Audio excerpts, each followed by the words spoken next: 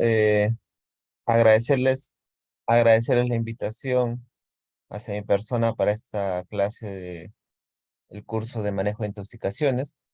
Y bueno, hoy vamos a compartir algunas cosas generales y por ahí también reforzar algunas controversias que, digamos, en realidad ya han quedado bastante aclaradas, ¿no? Según la experiencia que se ha tenido, pues, me parece, desde el año 2008, ¿no? En el cual se han lanzado una serie de recomendaciones por la Sociedad Americana de Toxicología sobre algunas prácticas que se hacían anteriormente y que ahora, digamos, ya no tienen tanta evidencia.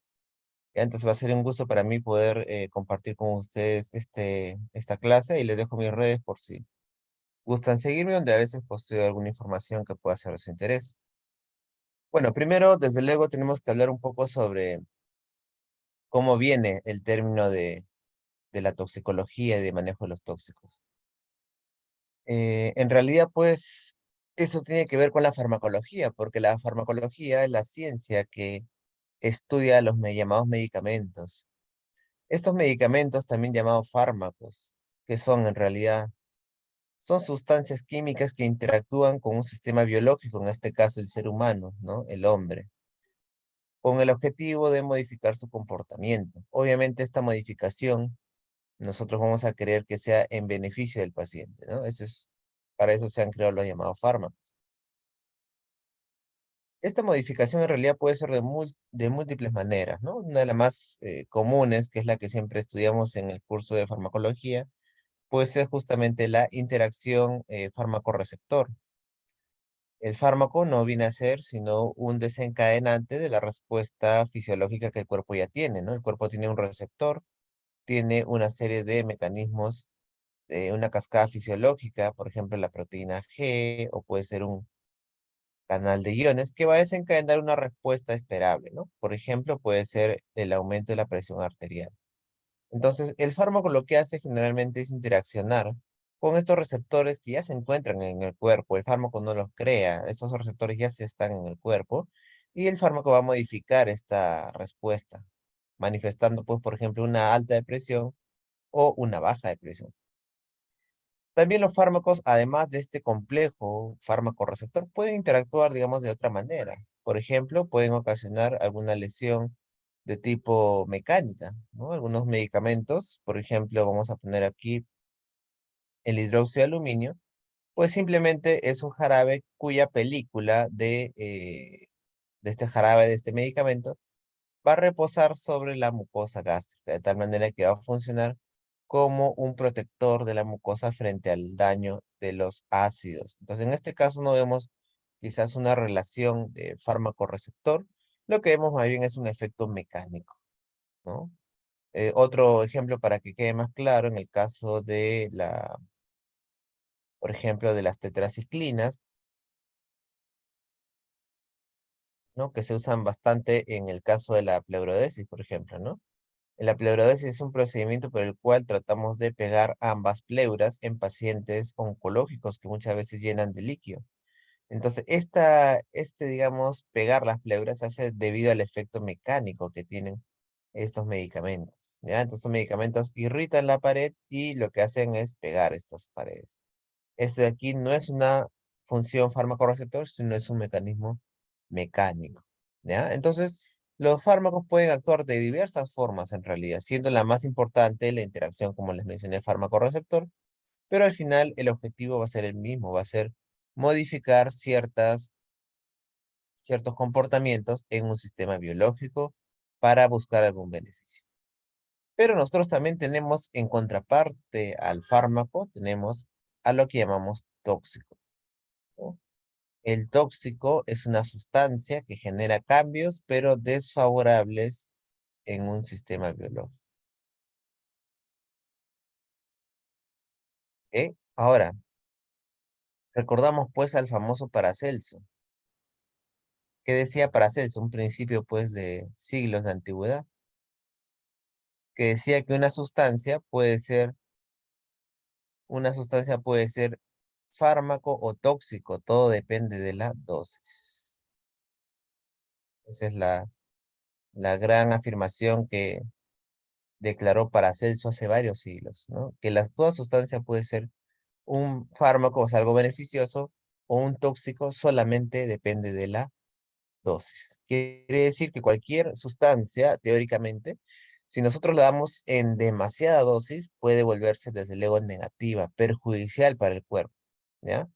Eso quiere decir esa afirmación de Paracelso. Por eso es que en realidad la farmacología y la toxicología tienen bastante que ver, porque muchas de las sustancias en realidad son similares. Muchos medicamentos que se usan con fines favorables hacia el paciente pueden en algún momento perjudicarlo o crear derivados, ¿no? Como las drogas, que ahora vamos a también mencionar, que también pueden tener el mismo mecanismo fisiopatológico, pero al final la dosis puede hacer de que sea dañina para el cuerpo humano. Cuando hablamos de droga, en realidad, ustedes saben que en Estados Unidos, ¿no? El término, o sea, en los países pues anglosajones, el término drug se entiende también como fármaco, ¿no? Incluso la botica pues se le conoce como drugstore. Pero para nosotros, en Latinoamérica, el término droga tiene una definición negativa, puesto es una sustancia que ya sea de origen natural o sintético, tiene algún tipo de relación con el abuso y la adicción, ¿no? O sea, es una sustancia que generalmente tiene efectos adversos, por supuesto, pero que además de ellos, además que es un tóxico, tiene este componente de abuso por sus efectos ya sean placenteros o recreativos, ¿no? Que la persona desde luego tiene, aparte de los efectos adversos, este problema que es el abuso, la adicción. Ahí estamos hablando entonces de una droga. En el campo, pues, de la toxicología, en realidad, las opciones son múltiples. Ya, sin embargo, desde luego depende de cada población y de cada ambiente que nosotros estemos viendo, ¿no? Por supuesto, por ejemplo, algo que vemos siempre nosotros, les voy a comentar, ¿no? Que yo trabajo pues en el Rebagliati, en el Hospital de Salud. Pues algo que vemos bastante es de que hay una, digamos, incidencia o prevalencia menor que en, por ejemplo, los hospitales de MINSA. ¿Ya? Esto es algo que nosotros lo vemos por experiencia, ¿no? A los hospitales del MINSA, yo también he trabajado pues en el MINSA. Anteriormente incluso hice unos meses en provincia. eh, digamos que vienen más casos, ¿no? Digamos, la parte pues de las zonas rurales, tal vez, digamos, el nivel socioeconómico, etcétera, que son factores en realidad que pueden influir, ¿no? Para que algunas enfermedades, en este caso de tipo toxicológico, se presenten de manera más frecuente. Si tú haces guardia en Revalida, te haces guardia en el Laminar, probablemente no veas tantos casos, ¿no? De intoxicación como puedes verlo, por ejemplo, a veces en el Baice o en el 2 de Mayo, ¿ya? O incluso en provincias, como les digo, ¿no?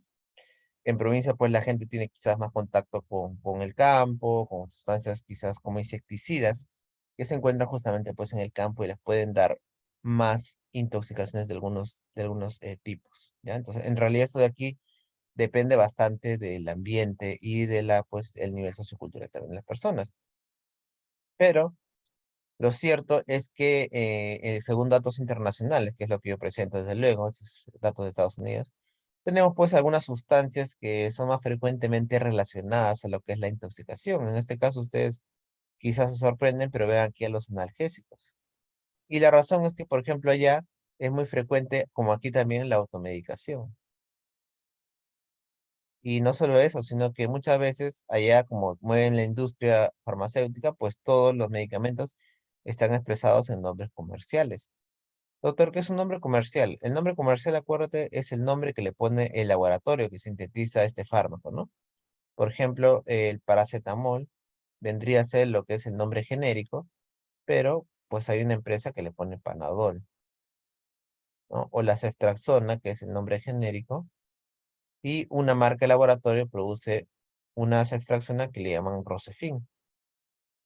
Y así cada medicamento puede tener múltiples nombres comerciales, ¿no? Según el laboratorio que lo sintetice. Entonces, a veces, digamos, las prescripciones pues son dadas en nombres comerciales, por lo tanto la persona no sabe qué principio activo contiene, ¿no? Y quizás un médico le receta pues un medicamento que tiene tramadol, por ejemplo, paracetamol, ¿no? Otro médico le recomienda un medicamento que tiene paracetamol y otro le recomienda un medicamento que tiene codeína y paracetamol.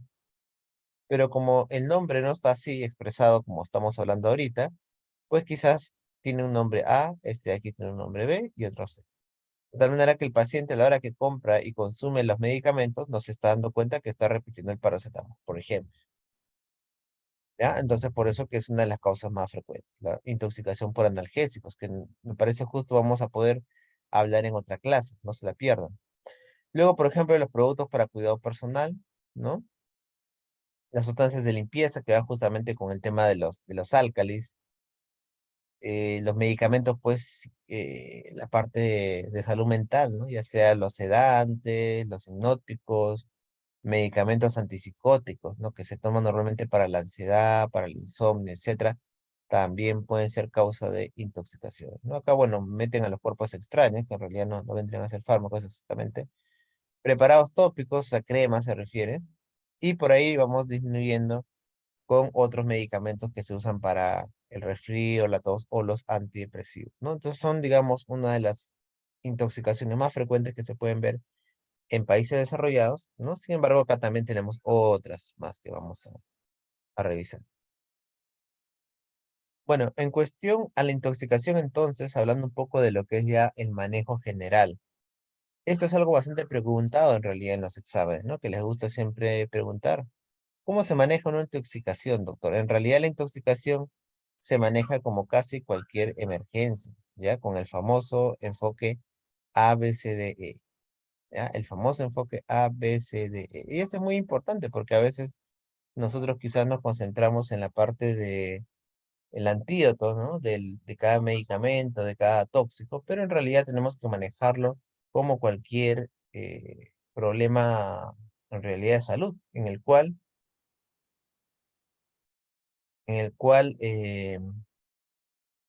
es importante mantener primero la vida del paciente, ¿ya? Y aquí vemos, por ejemplo, que el ABCD tiene que ver primero, en el caso del A, con la vía aérea, ¿no? Vamos a poner acá, ese es el famoso A, ¿no? Airway, ¿no? Airway, vía aérea. Entonces, lo primero es mantener la permeabilidad de la vía aérea, ¿ya? ¿Qué quiere decir eso, doctor? O sea, puede ser un paciente que se ha intoxicado por paracetamol, que se ha intoxicado con opiáceos, etcétera, pero lo importante es que el paciente esté respirando bien. Si el paciente está dejando de respirar o tiene alguna obstrucción en la vía aérea por vómito, etcétera, primero hay que permeabilizar la vía aérea, ¿ya? Y para esto, pues, tenemos las famosas maniobras de frente mentón, por ejemplo, pero en pacientes bastante comprometidos en el estado de conciencia, la maniobra, pues, más ideal en este caso sería la intubación endotraqueal, ¿ya? Intubación endotraqueal, ¿ya? La intubación endotraqueal. Luego viene la parte del B, ¿no? Que viene de breath, respiración. Aquí tenemos que mantener la oxigenación y la ventilación adecuada. Entonces, una vez que tú has revisado que la boca está todo permeable, o que si el paciente está demasiado deprimido, pues se le logra intubar, tenemos que asegurarnos que el paciente tenga una buena oxigenación. Entonces, acá vamos a saturar al paciente, vamos a ver cuánto satura, y si necesita, pues, oxígeno, obviamente vamos a brindar, ¿ya? Saturación de oxígeno. Una vez que ya hemos verificado esto, que hemos visto que la vía aérea está libre, que está con buena respiración, tenemos que pasar a la parte C. La parte C viene a ver lo que es la circulación. Y aquí me interesa mantener el flujo sanguíneo adecuado a los órganos vitales. O sea, aquí el paciente tiene que tener una buena presión. Acá lo ideal es que controlemos la frecuencia cardíaca y la presión, ¿ya? Una vez que ya hemos controlado esta parte que es la más importante, o sea, por el cual el paciente puede morirse, ¿ya? Porque por eso el paciente puede morirse. Ya vamos a ver a la parte D, que vendría a ser la discapacidad. Y aquí normalmente vamos a ver la parte del sistema nervioso central. O sea, voy a ver qué tan consciente está el paciente, si tiene trastorno del estado de conciencia,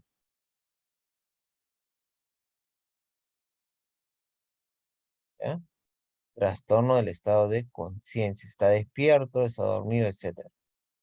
Aquí nos ponen una serie digamos, recomendaciones, ¿no? En la cual está, por ejemplo, incluido la administración de oxígeno, la administración de dextrosa, naloxona o tiamina, ¿ya? En realidad esto de aquí es como si fuera un combito, como si fuera un paquete que a veces a los pacientes intoxicados les meten. O sea, me refiero a que le damos glucosa por si estás en hipoglucemia, naloxona por si tuvieran intoxicación por opiáceos y tiamina, ¿no? Si tuvieran déficit de vitamina.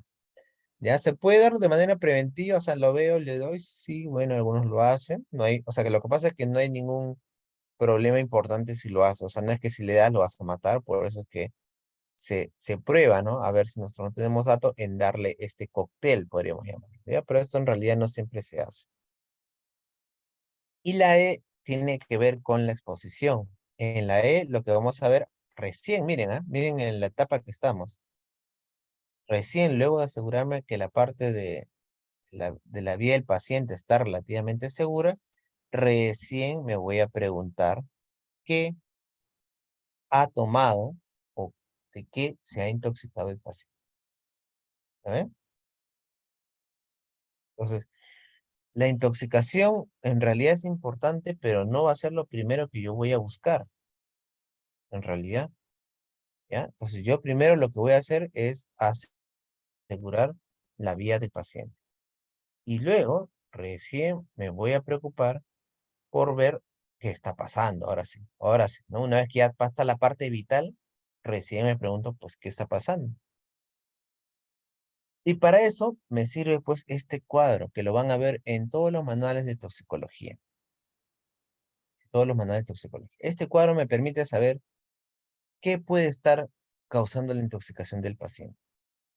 A esto se le llaman los famosos toxíndromes. ¿Qué es un toxíndrome? Como su nombre lo dice, es un síndrome causado por algún tipo de tóxico. Estos toxíndromes me van a agrupar los grupos farmacológicos de cada tóxico. ¿Ya? Por ejemplo, acá tenemos a los simpático-miméticos, a los anticolinérgicos, a los colinérgicos o a los opiáceos. Obviamente no me va a decir cuál específicamente, cuál de los opiáceos tomó el paciente, no, o cuál de los anticolinérgicos, no, pero las características clínicas me hacen pensar en que la droga o el fármaco del cual está intoxicado pertenece a un grupo farmacológico concreto. Y eso obviamente me va a servir para el tratamiento. Entonces, estos escenarios normalmente, digamos, como que se presumen en pacientes que están inconscientes o en todo caso no pueden aportar datos. O sea, no pueden decirte, doctor, he tomado, ¿no? Por ejemplo, un raticida. Doctor, me he intoxicado de órganos fosforados. O sea, alguien que no te puede decir así, porque estos pacientes muchas veces pueden ser encontrados en la calle, inconscientes y los traen a emergencia. Entonces, para eso me sirve el toxíndrome, para tú poder hacer una suposición y valoración a partir de ciertos signos clínicos que no necesariamente necesitan que el paciente esté despierto. Vamos ahora a revisar los cuáles son. Acuérdate que hablar de simpático miméticos son fármacos que actúan a nivel del sistema nervioso simpático, también conocido como adrenérgico. Cuando tengamos el sufijo mimético, quiere decir que favorece. Y cuando tengamos lítico, quiere decir que antagoniza. En este caso, simpático mimético son fármacos agonistas adrenérgicos. Ejemplo de estos fármacos, la anfetamina y la cocaína, que son dos drogas que favorecen el sistema adrenérgico, la adrenalina. Estos pacientes, ¿qué clínica van a tener? En el estado mental van a tener agitación. La frecuencia cardíaca con el sistema adrenérgico, con la adrenalina, va a estar arriba, va a estar disparada. Esta es frecuencia cardíaca, ¿ya? Este de aquí es PA y esta es frecuencia respiratoria. La presión arterial también va a estar altísima en estos pacientes.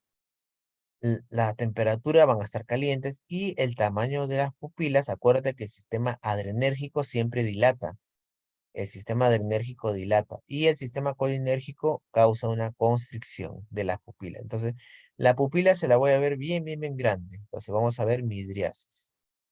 ¿Ya? Tú le vas a ver la pupila al paciente y la va a tener así, grande. ¿Ya? La pupila grande. En cambio, por ejemplo, los pacientes que tienen intoxicación por colinérgicos, ¿cómo va a estar su pupila? Puntiforme, bien pequeñita.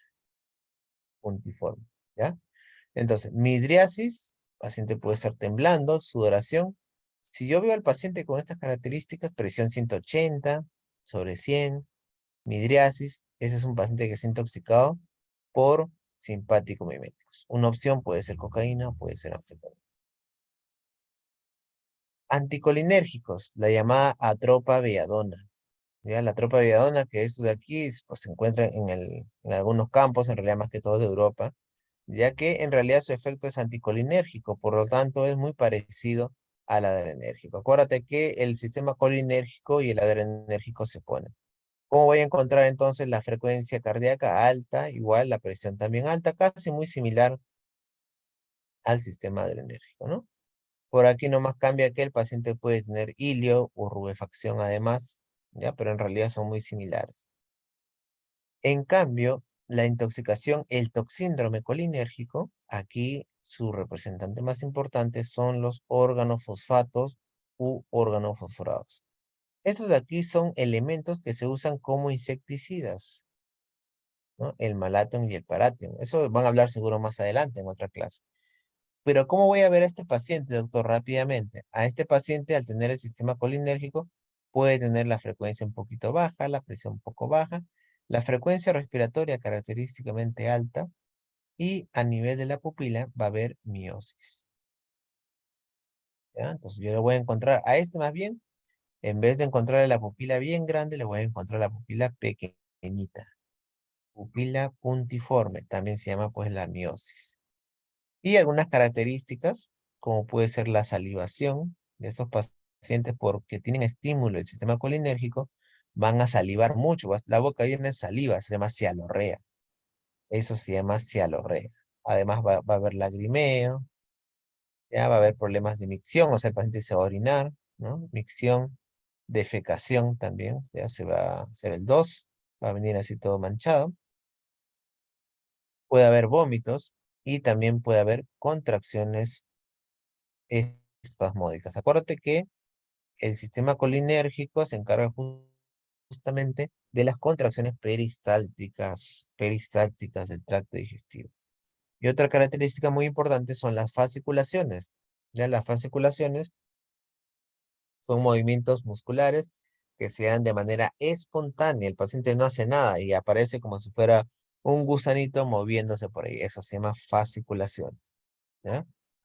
Luego tenemos otras intoxicaciones quizás un poquito menos frecuentes. Ahí tenemos la de los opiáceos. El opiáceo, por ejemplo, puede ser la heroína o la oxicodona. Estos de aquí son medicamentos que se usan, bueno, en este caso son drogas, pero también acá tenemos, por ejemplo, la morfina, ¿no? Y normalmente estos pacientes son pacientes que tienen grandes dolores, ya sea generalmente por cáncer, que da dolores realmente inmensos. Entonces el paciente ya llega a un estado de tomar morfina para calmar el dolor, ¿ya? La morfina.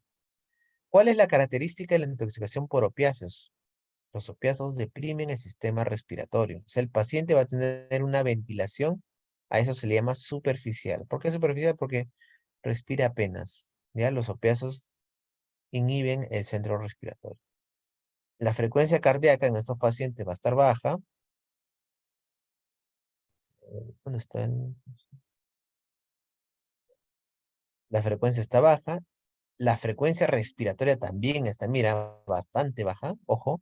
En el colinérgico, más bien el paciente está agitado. Acá no, acá está bastante baja.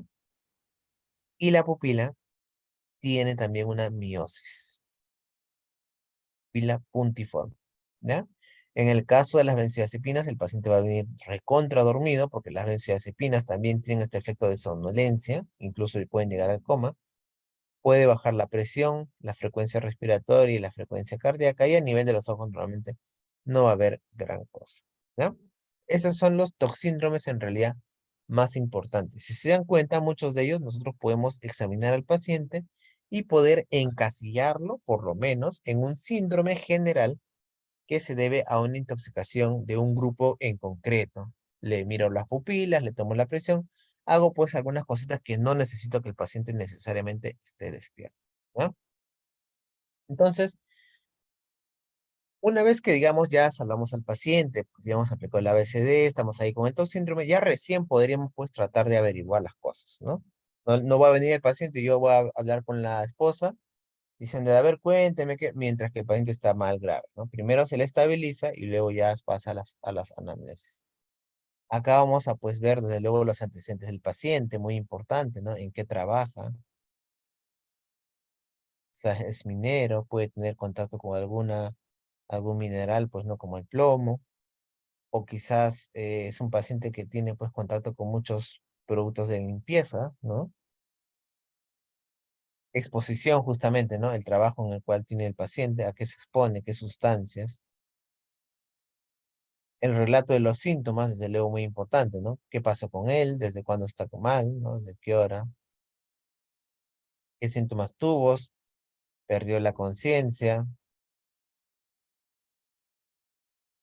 ¿No? Empezó a alucinar, tuvo un derrame, tuvo un ACV, etcétera.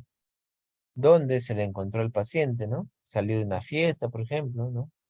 Donde quizás puede haber consumido drogas o alcohol, o estaba solamente sentado en su cuarto, o fue al campo, quizás, ¿no? Y tuvo algún contacto con órganos fosforados, etcétera. Todas estas cositas obviamente hay que preguntarlas, ¿no? La situación en la cual el paciente se puso mal, desde qué hora, los signos y síntomas, etcétera. Ojo que hay algunas sustancias, ojo, que pueden dar síntomas mucho después, ¿ah? Son casos raros, acá los pongo algunos. La mayoría, pues, paciente se intoxica y ya está mal, ¿no? Pero algunos pueden demorar un poco, ¿no? Por ejemplo, algunas plantas, en este caso es una planta, la manita faloides, ¿no? Que puede causar también problemas de tipo anticolinérgico. El etilenglicol, el metanol incluso, que es el alcohol metílico. El alcohol metílico. Mira tú, hasta 48 horas puede recién dar síntomas, ¿no? El paracetamol también, ¿no? 36, 48 horas. La aspirina, 12 horas. Algunos antidepresivos, como los Imao, 12 horas.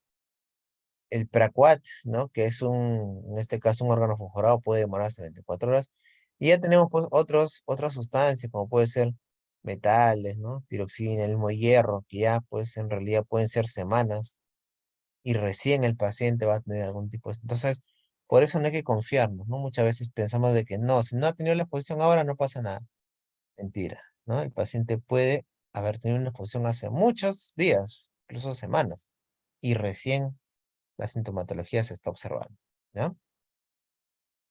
Acá lo que presento en realidad es más que todo una serie de, por ahí, mnemotecnias que usan bastante en Estados Unidos. ¿Por qué, doctor? Porque como les decía, muchos medicamentos y tóxicos, en realidad nosotros no vamos a saber si el paciente ha tomado, ¿no? El paciente no va a venir casi siempre, no sé, con su bolsita, con sus medicamentos en la mano, diciéndote, doctor, he tomado eso, ¿no? Casi siempre son personas que han querido a veces autoeliminarse o incluso los han intoxicado y es muy difícil obtener, pues, qué ha tenido. Entonces, para ello nos servimos de muchos signos y síntomas. Como tú ves ahí, hay varios signos y síntomas muy sencillos e incluso opuestos para que puedas tú por ahí más o menos sospechar cuál puede ser la sustancia que ha causado esto de aquí, ¿no? Por acá, por ejemplo, tenemos medicamentos que causan bradicardia, ¿no? Por el acrónimo de PACET y FAST, taquicardia, FAST rápido, ¿no? Por ejemplo, acá tenemos lo que es la cocaína, ¿no? Cocaína, en este caso, libre, digamos, su tipo de uso, anticolinérgicos, de anticolinérgicos, de antihistamínicos, antipsicóticos, anfetaminas, todos estos causan taquicardia, ¿no? Abstinencia alcohólica, SD simpático miméticos, cocaína, cafeína, etcétera, ¿no? T de teofilina, ¿ya? La teofilina que es un medicamento que se usa en el asma, bueno, se usaba en realidad, ¿no? Hormonas tiroideas también, ¿no? ¿Cuántas personas consumen hormonas tiroideas para bajar de peso a veces, ¿no? Entonces, les venden suplementos y ahí le meten la hormona tiroidea. Entonces, té de tiroidea y té tricíclico, antidepresivo tricíclico, ¿ya? Todos estos casos causan taquicardia. Y los que causan bradicardia, PACET, ¿no? Es la de propanolol, opiáceos, ¿no? Propoxifeno, fisostigmina, A de anticolinérgicos, ¿no? Perdón, A de drogas anticolinesterasas, todos los anticolinesterasas. C de clonidina, de bloqueadores de calcio, ¿no? Por ejemplo, el nifedipino, el amlodipino pueden causar bradicardia. E de etanol, ¿no? E de etanol. Y D de digoxina, intoxicación por digoxina. La digoxina es un medicamento que se usa para la arritmia cardíaca, por si acaso, ¿ya? De ahí viene hipotermia, por ejemplo, ¿no? Entonces, si el paciente está con hipotermia, acá tenemos también una mnemotecnia. Cool, si tiene, más bien está recontra caliente, NASA, ¿no? N, neurolépticos, síndrome neuroléptico maligno. A, de antihistamínicos. S, de salicilatos, aspirina, ojos. O simpático miméticos también, ¿no? La anfetamina causa calor, rubor, ¿no? A, de anticolinérgicos, antidepresivos. Y en el caso de la hipotermia, o sea, hacia abajo, C, CULS, C de monóxido de carbono o de opiáceos, cuidado, ¿no? Hace frío, opiáceos. Hipoglicemiantes orales, todo lo que es baja la glucosa te causa bastante hipotermia, ¿no? El alcohol, L del licor y sedantes hipnóticos, ¿no? Las benzodiazepinas, por ejemplo, ¿no? Que también te dejan frío, te intoxicas, estás recontra frío. Luego tenemos otras nemotenias con hipotensión, ¿no? Hipotensión le han puesto crash, hipertensión, CT scan, ¿no? Este es TAC cerebral, TAC scan. Hipertensión, C de cocaína, hormonas tiroideas, simpático, todos estos de aquí, doctor, me suben la presión. Yo lo veo al paciente hipertenso, puede ser cualquiera de estos intoxicaciones. Yo lo veo con la presión bajísima, 8,5. Clonidina, rodenticidas, ¿no? Todo lo que es para matar, ¿no? En este caso ratas, ratones también, ¿no? Antidepresivos, hipnóticos, heroína, etcétera, ¿no?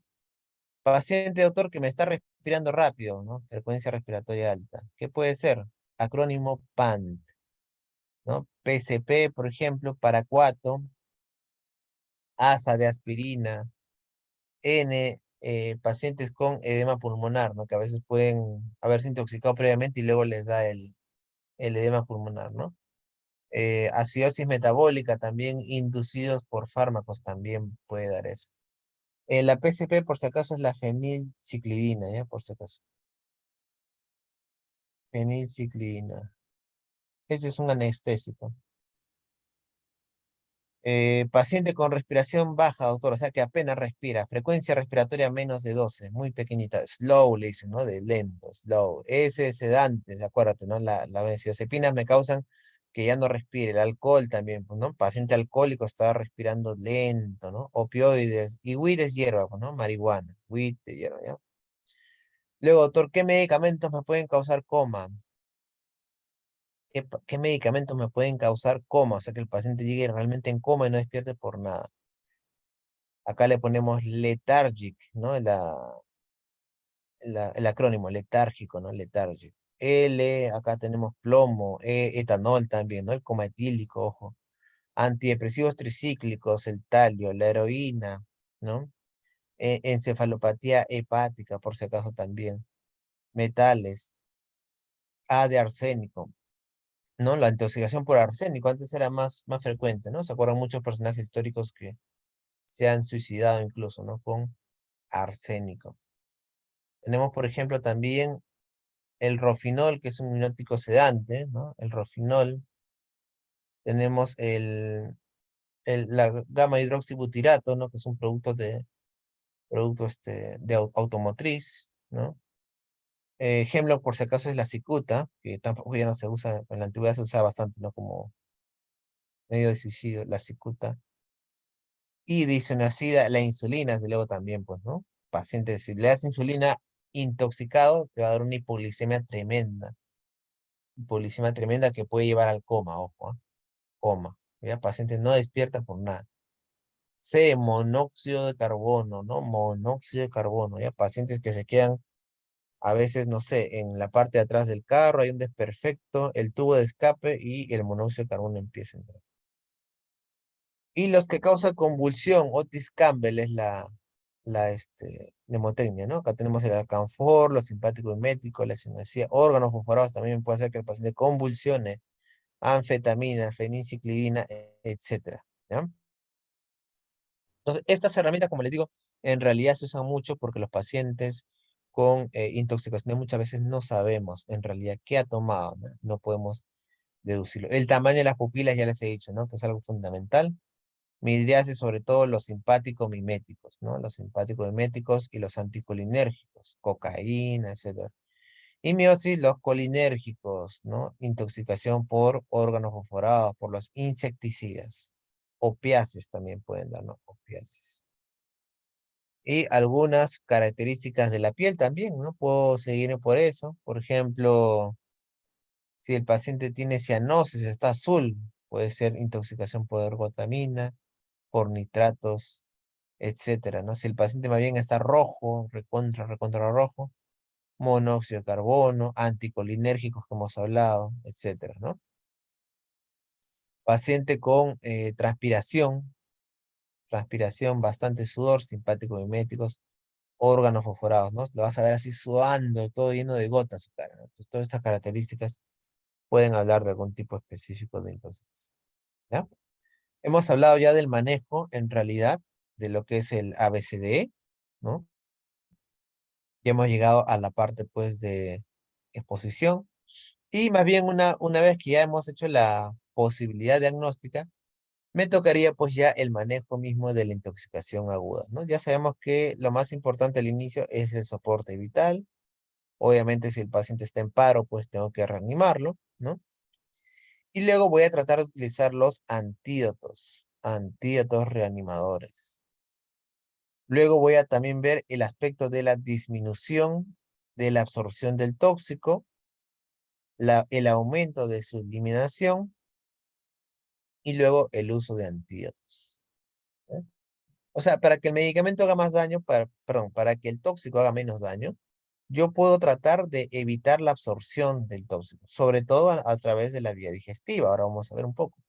Y también se puede aumentar la eliminación con una descontaminación digestiva, depuración renal o extrarrenal. O sea, tengo un tóxico, entonces lo que hago es disminuir su absorción. Ahí vamos a utilizar lo que es el carbono activado, el lavado gástrico, o puedo aumentar su eliminación. Ahí se podría utilizar la diálisis, ¿no? A veces en pacientes, por ejemplo, que se intoxican por alcohol metílico, hacerle diálisis, limpiarle todos los tóxicos también puede ser una alternativa, ¿ya? Entonces son dos situaciones que nosotros podemos manejar. Y aparte de ello, viene ya lo que sería el antídoto, ¿no? O sea, cada medicamento, no todos obviamente, pero un gran porcentaje de medicamentos o de tóxicos tienen su antídoto, aquella sustancia que va a disminuir los efectos. Antídoto, ¿ya? Por ejemplo, del paracetamol es la N-acetilcisteína. Se dice que en el tratamiento hay dos fases, la fase precoz y la fase de estado. Algunos medicamentos pueden responder mejor en la fase precoz y otros en la de estado. La fase precoz es cuando recién el paciente empieza a tener la intoxicación, ¿no? Y todavía no ha desarrollado, digamos, vías fisiopatológicas establecidas y duraderas, ¿no? O sea, recién el medicamento o el tóxico está haciendo el daño. Pero en la fase de estado normalmente ya se supone que el paciente lamentablemente ya está instalado el daño, ¿no? Y más bien la unión del medicamento o del tóxico es casi irreversible por un tiempo, ¿no? Por ejemplo, algunos antídotos son eficaces sobre todo en la fase precoz. ¿Cuáles son ellos, doctor? La N-acetilcisteína, en el caso del paracetamol, el fomepizol, en el caso de algunos alcoholes tóxicos, la vitamina K, que se usa, por ejemplo, en la intoxicación por warfarina, que es un medicamento anticoagulante, o el ácido folínico. Esos de aquí me van mucho mejor si los uso en fases precoces, ¿no? Este de aquí es un esquema similar a lo que hemos hablado. ¿Qué hago, doctor? Llega mi paciente, primero el ABCD, luego el nivel de conciencia, ¿no? Por ejemplo, tiene bajo nivel de conciencia, una posibilidad es que le puedo dar flumacenilo. El flumacenilo es el antídoto de las benzodiazepinas, ojo, ¿ah? El antídoto de las benzodiazepinas. Si aún así continúa, me puedo jugar por la naloxona, que es el antídoto de los opiáceos, ¿ya? Por eso le decía que algunos esquemas de tratamiento tienen estos cócteles para ayudar al paciente sin todavía siquiera diagnosticar la intoxicación. Si el paciente, por ejemplo, no tiene bajo nivel de conciencia, tengo que ver qué puede estar pasando con este paciente, ¿no? Si más bien está con un estimulante, quizás, por ejemplo, la cocaína, o más bien está quizás con un sedante, en el cual solamente tengo que observarlo e hidratarlo. Ya son diversos caminos entonces que puedo tomar para el manejo de estos pacientes. Entonces, en cuanto a los manejos ya más específicos, no tanto de los antídotos, sino más bien generales, o sea, generales, hay muchas posibilidades, ¿no? Por ejemplo, el tratamiento tóxico dinámico. ¿A qué se refiere? Acá voy a usar obviamente lo que son los antídotos, ¿ya? Entonces, el tratamiento tóxico dinámico, como actúa a nivel del receptor, voy a decirle tóxico dinámico, ¿no? Por ejemplo, la naloxona, que es el antídoto de los opiáceos, desplazamiento del tóxico por su receptor, o la asparalidoxima en el caso de la intoxicación por órganos fosforados, ¿no? Puedo, por ejemplo, generar un cortocircuito de la unión tóxico-receptor o corregir los efectos periféricos del tóxico. Esto llamamos tratamiento sintomático, ¿no? Por ejemplo, en el caso de la cocaína, pues, ¿qué hace? La cocaína hace que la presión arterial y la frecuencia aumenta. ¿Qué le voy a dar? Un medicamento para bajar la presión. Sintomático. El diazepam, por ejemplo, ¿no? ¿Ya? Entonces, este es tratamiento tóxico dinámico. Pero también existe el tóxico cinético. Y si se acuerdan, por farmacología, pues lo que dice farmacocinética quiere decir la parte de lo que el cuerpo le hace al fármaco, ¿no? El cuerpo le hace en este caso al tóxico. Entonces, aquí ya no voy a jugar con el fármaco, ni con efectos que hace el fármaco, sino más bien con lo que le hace el cuerpo al tóxico para que pueda absorberse. Entonces voy a intervenir en el cuerpo, por ejemplo, disminuyendo la biodisponibilidad del tóxico. Hacer un lavado gástrico o utilizar carbón activado, no estoy atacando aquí, de hecho, a la acción del fármaco, sino estoy atacando a la manera como el cuerpo absorbe el fármaco. Aquí estoy atacando a la manera como el cuerpo absorbe el fármaco, ¿no? Si interrumpo el metabolismo hepático, también estoy atacando al hígado, en este caso al cuerpo, ¿no? La redistribución extracelular del fármaco o promover la eliminación del tóxico, ¿no? Lo que hablamos la diuresis o la diálisis, ¿no? ¿Qué hago con la diálisis? ¿Estoy aplicando un antídoto al tóxico? No, acá solamente estoy variando la disposición del cuerpo para poder encargarse del tóxico, ¿ya? Por eso tenemos tratamiento tóxico cinético y tratamiento tóxico dinámico. Muy bien. Entonces, en estos tratamientos es donde había, por decirlo así, mayor controversia. Por ejemplo, en el caso del jarabe de ipecacuana, ¿qué era este jarabe, doctor? Pues actualmente en realidad ya no se usa, en realidad era una sustancia tan horrible que hacía que el paciente vomite. Pero no era porque activaba el centro del vómito, o sea, no era porque era un fármaco que hacía vomitar, sino que era tan horrible que cuando la persona tomaba le da ganas de vomitar. Entonces, ¿cuál era el objetivo de esta jarabe? Pues obviamente era devolver el tóxico que el paciente había tenido, ¿ya?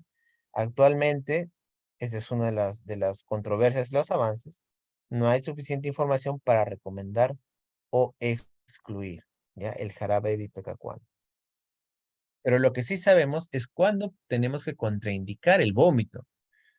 Doctor, yo me he intoxicado con medicamentos ya, entonces tengo que vomitar, no siempre, ¿no? Por ejemplo, si es un agente convulsivante, cuidado. Si el paciente ha tomado hidrocarburos, ¿cuáles son los hidrocarburos, doctor? La gasolina, ¿no? O el querosene, que antes se usaba muchísimo, acuérdate, ¿no? Antes nuestros abuelos cocinaban con cocina de querosene, entonces el niñito venía y se zampaba el querosene. Entonces, hacer vomitar a un paciente con querosene o tiner, eso es contraproducente, porque al vomitar le voy a hacer más daño todavía. Va a devolver y va a causar más daño. O agentes corrosivos, ¿ya? Sobre todo los álcalis, ¿no? Sobre todo los álcalis, ¿no? El álcali, lamentablemente, pues es fácil de tomar, ¿no? Por eso siempre dicen que peor que ácido es álcali. ¿Por qué? Porque si tú te tomas ácido muriático, ¿no?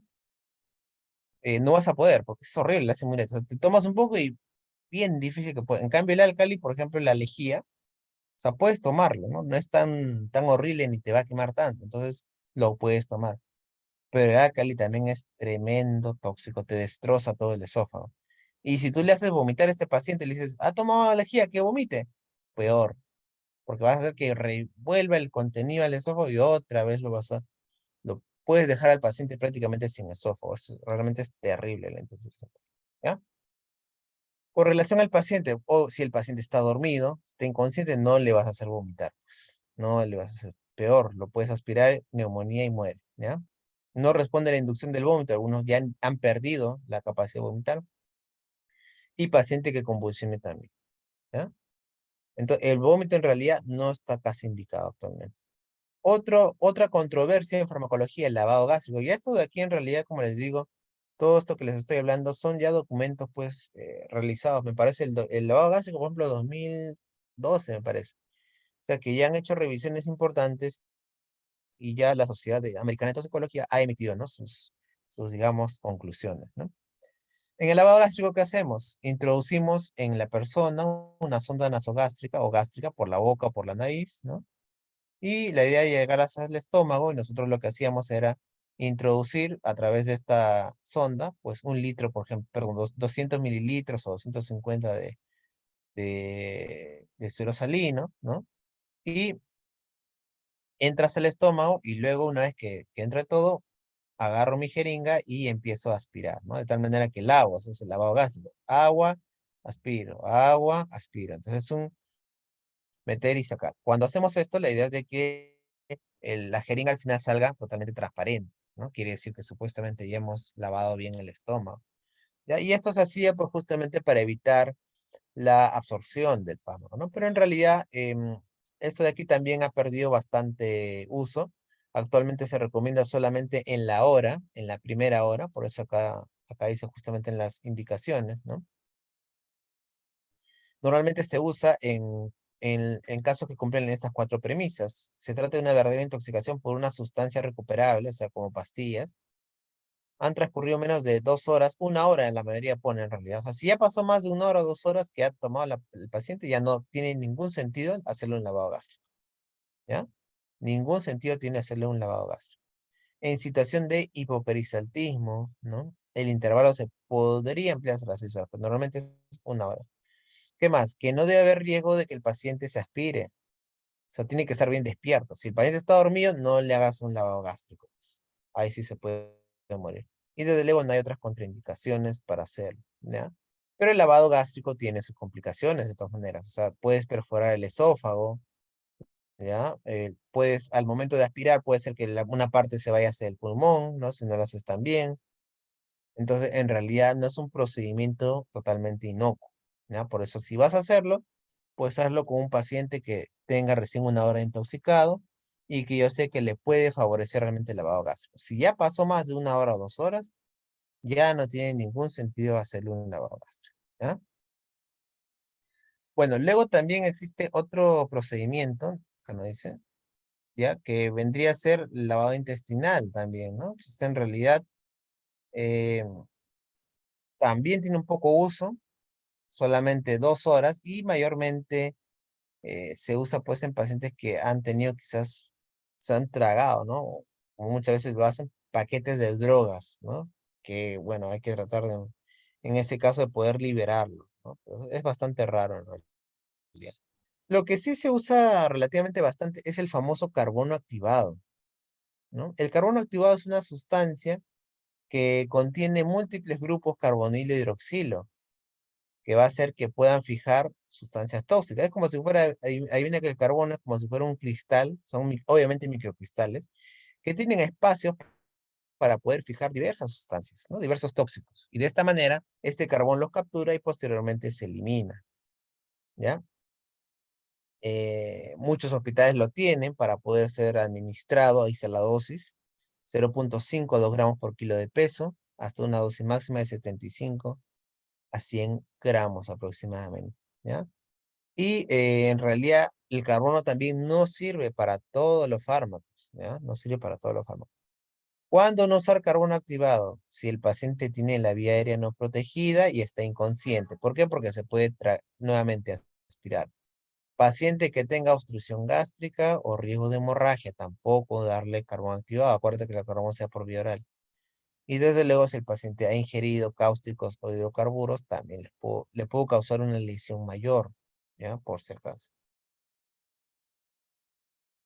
Algunas sustancias, como dice este cuadrito, son absorbidas, pero otros no, ¿ya? Y justamente las sustancias, por ejemplo, que no son absorbidas, o sea, que el carbono no ayuda en nada, aquí se puede intentar lo que es el lavado gástrico. Eso es una también de las indicaciones, ¿ya?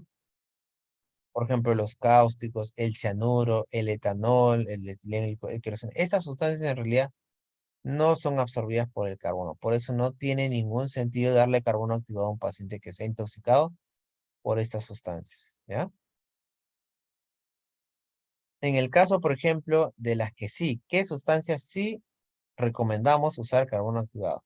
Antidepresivos tricíclicos, benzodiazepinas, anticonvulsivantes, fenobarbital, fenitoína, por ejemplo, metotrexate o salicilato. Estas sustancias realmente sí, paciente se puede beneficiar con este uso del carbono activo. Entonces, el carbono activo no me sirve en realidad para absolutamente todas, ¿ya? Ahí está, ¿ves? Por ejemplo, la pesticida, ¿no? Los pesticidas, los álcalis, todo esto no tiene ningún sentido darle carbono.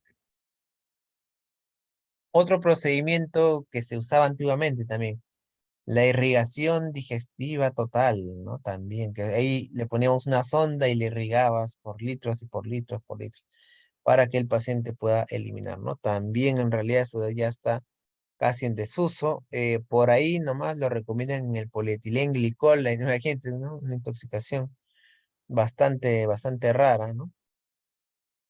Y reduce la biodisponibilidad del tóxico, pero no el pronóstico. Ese es el problema, ¿no? Como no cambia el pronóstico, entonces ya no está tan indicado en realidad. ¿Ya? Ya no está tan indicado.